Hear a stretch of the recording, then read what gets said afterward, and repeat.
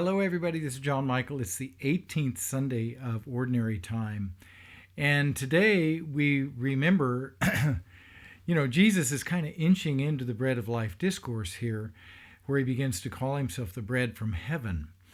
And there's an old joke, if you want to have a spiritual event where people show up, offer food. People like to eat.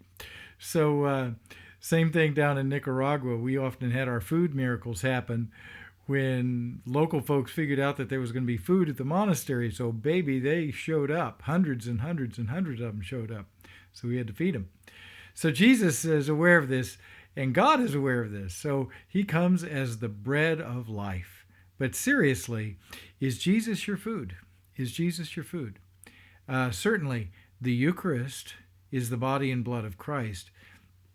But the bread of life discourse, even more fundamentally than this, is, are you feeding on Jesus? Where do you find your nourishment? Do you find your nourishment in sweets, food, caffeine? Where do you find your nourishment? Where do you find the pick-me-uppers? We got to find these things in Jesus. And then once we kind of understand this, now they begin to work out towards Jesus' teaching about the Eucharist. But very first is just, he is our food. He is our food. Are you feeding on Jesus? There's an old saying, if you want to find out where your heart is, find out where your mind goes when it wanders. When you're sitting with not much to do, and you don't turn on the TV to distract you, or you don't put on a John Michael Talbot stream or CD or whatever. When you're just sitting there in the quiet, where does your mind go? If it goes to Jesus, you're feeding on him. Second, you gotta take meal time.